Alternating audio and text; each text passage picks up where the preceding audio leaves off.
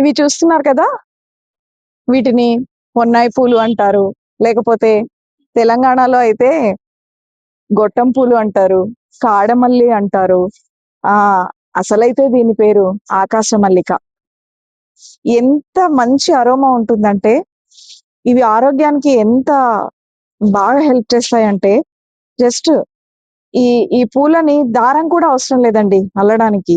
Just ఇలా పెట్టేసి, ఇలా ఇలా కట్టేసి ఒక్కొక్క పువ్వు చేరుస్తూ, మాలలాగా అల్లుకుంటూ, జడలాగా అల్లుకుంటూ వెళ్ళిపోవడమే.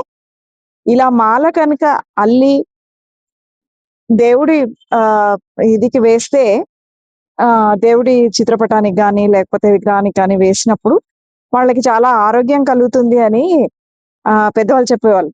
అయితే అప్పుడు నాకర్థమయ్యేది కాదు. కానీ అల్లినంత సేపు ఆ అరోమా మనం స్మెల్ చేస్తూ ఉంటాం కదా! దాంతో హీల్ అవుతుందని తర్వాత తర్వాత అర్థమైంది. మీరు కూడా ప్రయత్నించండి.